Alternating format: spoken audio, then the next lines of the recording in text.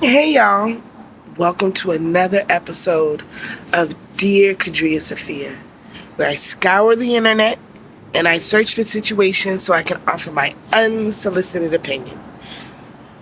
Y'all, there was a bit of delay in getting these episodes to you, My life has gone in a adventurous direction, and I apologize for the delay, and I will continue to do my best to be more consistent with these.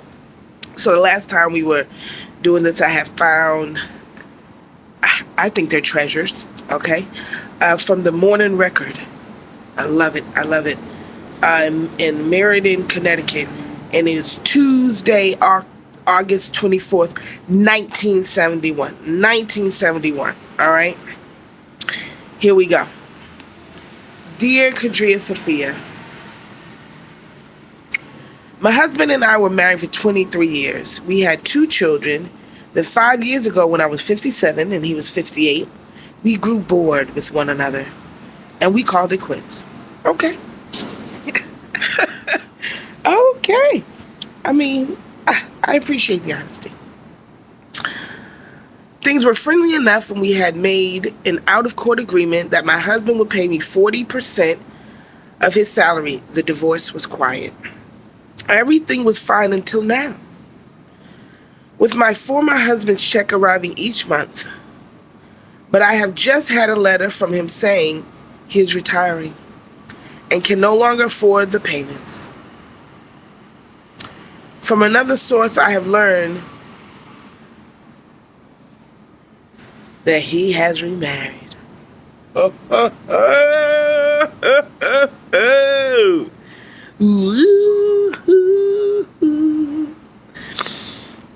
I want to know what I can do to prevent his retirement. You can't. Or, at worst, get 40% of his pension. Okay, so now is the time where I remember to ask you all to subscribe to Dear Qadriyyah Safiyyah, and to share this content and to like these videos. But I cannot ask you to comment because then it would be solicited. So your comments must remain unsolicited, much like my opinion. All right, let's see. Out of court agreement. I'm very confused. Okay, so the divorce was in court, but then you made an out-of-court agreement. That don't even make no sense. That don't even make sense, Miss G. It literally makes no sense. There would have been no further hardship on you all if you put your agreement in with the divorce, since it's amicable. There was nothing. If no one's contesting, you can put anything you want in your divorce. Okay, so let's see. I don't know how long you've been receiving these payments, and that's the one thing. That's the one. Let's see. We had 2 children. Then 5 years ago. Okay. It doesn't say. Everything was fine until now. Well, I'm gonna be honest with you. The courts are still in your favor. The courts are still in your favor because an out-of-court agreement is binding, especially because he's honored it. If you have proof that he was giving you 40%, well, that's a lot. I'm gonna be honest with you, boo. I'm gonna be honest with you. That's a lot. But I think not that it's a lot. I think that's the maximum you get. I think that's what you get, actually. Because I know. Well, I don't know. I can't say. Cause it just seems like a lot. Well, no. Okay, nope. It's not. Because if your housing costs a 30%, and then your alimony is 40%. That's 70% of your check is already gone. 7, 8, 9, 10. So you get 30% to do everything else with. Everything else right. But I think the court is still in your favor. If you wrote it down, even if you didn't write it down, if you wrote it down at least, oh my God, please have written it down. If you wrote it down, then the courts are still in your favor, because you can ask the court to enforce the out of court agreement. You can ask the court to amend and ask the court to enforce the out of court agreement that he has been honoring. I wish you had told me how long, because the longer the better. You know what I mean? So, listen. Let Miss G be a lesson to us all. Like, please, people, please, when we're dealing with legal matters, I don't know why it's important for people to do things out of court, under the table, just between. For what? You have but you have less protections in those matters. Less. Now you got to go through a lot more rigmarole than had you just put it in with the divorce and go to court to enforce the order. Okay, now you got to go through. You got to petition the court to even enter the agreement into the record.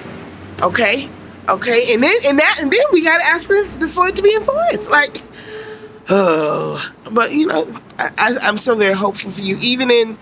I don't know about 1971. And that's what I was thinking to myself. What time frame am I answering these questions? I would have to answer them now. Because there's no doubt I'm Mrs. G out here. Okay? That sounds very reasonable right now. We were married for 23 years, had some children. We got bored when we became older. Kids are out the house. It turns out we're not that excited with one another. And, you gave it all you got and you're moving on, okay? There's no reason it would have to be, I just don't know, because he's retiring and he's getting a pension, so it has to be like a legitimate job. I'm just trying to figure out what possible reason there would be to not enter that into the court record when you have gotten a divorce. The divorce was quiet. It ain't too quiet. His new wife knows. Anyway, okay, y'all. That was fun. I mean, that wasn't as hard as the damn first one. I'm gonna be honest with you. Definitely wasn't as heavy. And I feel like Mrs. G and all the Mrs. G's out there, and hopefully we can save some Mrs. G's from becoming Mrs. G's. Okay. By encouraging you all to get things on record. Paperwork is your friend. In so many instances, writing something down is a great idea. And let's get into the habit of writing things down and telling our story. Let's get into the habit. I encourage everybody to start writing things in little journals and leaving them places. You know what I mean? Just leave them places. The Library of Congress accepts people's, stories. What's that place? What's that thing called? StoryCorps. StoryCorps. You can tell your story, and they, there's a part of the Library of Congress that houses basically the stories of people stories, and you can tell your story, and it will be there for everyone to access and enjoy for as long as the Library of Congress exists, and hopefully there's some backup plan after that. So I encourage everybody to look up StoryCorps and get to a StoryCorps booth, or I think that you can even record it on an app. I believe, yeah, there's an app. I have it. There's an app. I have it. You can record your story on the app, and they upload the story to the Library of Congress. Okay, and you can do it. You can do it in like small parts, just like I told the story of me and my nana, in terms of what happened with the nursing home and ultimately her death. I told that story because I thought it was important for the people to know. So I encourage you to tell the story that you feel are important for the people to know. Or if you just, feel like sometimes you'll leave this earth and, no one will know your truth. StoryCorps. All right, well, that took an unexpected turn. Thank you all for your time. Thank you all for joining me on Dear Qadriyyah Safiyyah. I am going to keep up my commitment to you guys and to myself and do these things more consistently, even through the adventure that is my life. All right, much success to us all.